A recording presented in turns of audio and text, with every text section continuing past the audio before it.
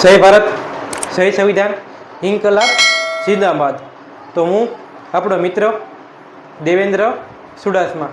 તો મિત્રો, આજનો આપણો વિષય છે કે ગ્રામ પંચાયતની અંદર કેટલી બધી સમિતિ હોય છે।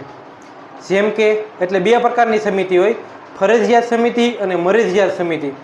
તેમજ ફરજિયાત સમિતિ કઈ હોય તો સામાજિક ન્યાય સમિતિ, પાણી સમિતિ, એ બંને ફરજિયાત સમિતિ એટલે એ રચના તો તમારે કરવી જ પડે એમ। ને મરજિયાત સમિતિ ઘણી બધી હોય છે। તો મિત્રો, આજે મુખ્યત્વે જે ગણાય છે એ સમિતિનું નામ છે સામાજિક ન્યાય સમિતિ। તો આ સમિતિ છે સામાજિક ન્યાય સમિતિ।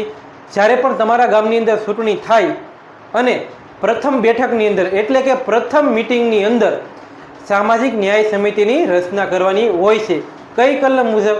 તો ગુજરાત પંચાયત અધિનિયમ 1993ની કલમ 92 મુજબ ગ્રામ પંચાયતમાં સામાજિક ન્યાય સમિતિની રચના કરવાની હોય છે એ પ્રથમ મિટિંગની અંદર।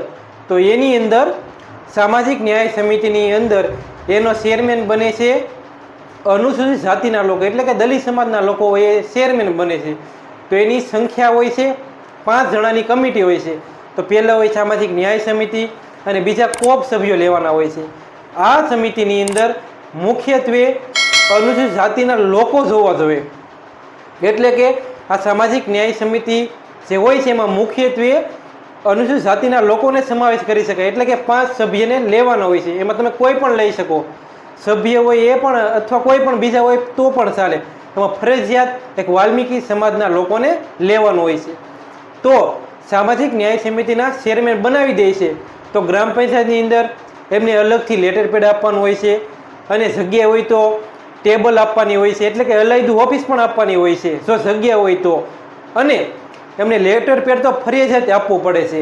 અને દર મહિને આ સામાજિક ન્યાય સમિતિની મિટિંગ બોલાવવામાં આવે છે અને જે પણ તમે લેટર પેડ છપાયું હોય સામાજિક ન્યાય સમિતિનું એટલે કે અનુસૂચિત જાતિના ચેરમેન હોય એ લેટર પેડ છપાયું હોય છે એની અંદર બધા ઠરાવો કરવાના હોય છે અને એ ઠરાવો ડાયરેક્ટ તાલુકામાં પણ મોકલી શકે છે અને ગ્રામ પંચાયતમાં પણ આપી શકે છે। તો મિત્રો, અમુક લોકોને ખ્યાલ જ હોતો નથી કે ગ્રામ પંચાયતની અંદર સામાજિક ન્યાય સમિતિનો પાવર શું હોય છે।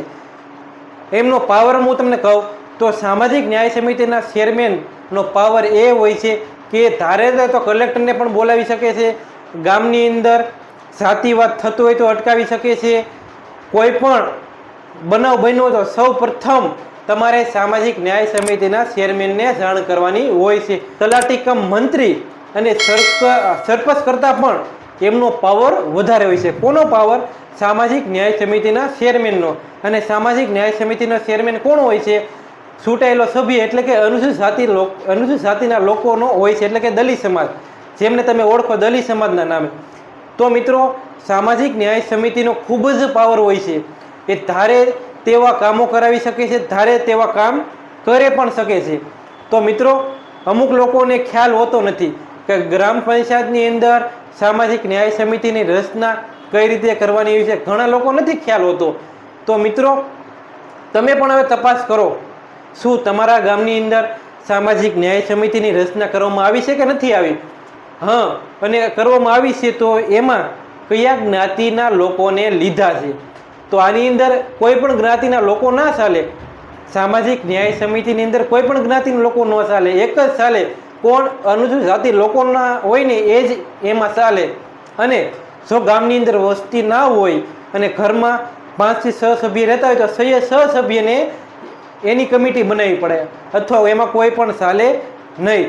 તો મિત્રો, શું તમને આ ખ્યાલ હતો કે સામાજિક ન્યાય સમિતિની અંદર ફક્ત ને ફક્ત અનુસૂચિત જાતિના લોકો જોવા જોઈએ? તો તમે પણ હવે તપાસ કરો કે તમારા ગામની અંદર સામાજિક ન્યાય સમિતિની રચના કરવામાં આવી છે કે નથી આવી, અને જો આવી હોય તેમાં કયા જ્ઞાતિના લોકો લીધા છે, અત્યાર સુધી કયા ઠરાવો કર્યા છે। તમે પણ હવે જાગૃત બનો। તો મિત્રો, આગલા વિડીયોમાં હું તમને એ સમજાવી કે સામાજિક ન્યાય સમિતિ કઈ રીતે રચના કરવાની હોય છે અને જો રચના કરવામાં આવી ન હોય તો તમારે ક્યાં રજૂઆત કરવી, તમે કઈ જગ્યાએ આંદોલન કરવા, કઈ જગ્યાએ લેખિતમાં રજૂઆત કરવા, જેના થકી તમને ક્યાંક ને ક્યાંક ફાયદો મળે। તો મિત્રો, આજનો વિષય આપણો એ હતો કે સામાજિક ન્યાય સમિતિ એટલે શું. તો મેં તમને પહેલાં પણ કીધું, અત્યારમાં કહું, ગુજરાત પંચાયત ધારો અધિનિયમ 1993ની કલમ 92 મુજબ સામાજિક ન્યાય સમિતિની રચના કરવાની હોય છે. અને આ રચનાની અંદર ચેરમેન બને છે ચૂંટાયેલો સભ્ય, એટલે કે અનુસૂચિત જાતિના લોકો આના સભ્ય બને છે અને એને જ પદ આપવાનું હોય છે. જો મિત્રો તમને વ્યવસ્થિત સમજાણું નહીં હોય તો મને કોમેન્ટમાં જણાવજો, તો હું તમને આગળ પણ એક વિડીયો બનાવી. અને સામાજિક ન્યાય સમિતિ બાબતમાં આપણે 2 થી 3 વિડીયો બનાવવાના છે.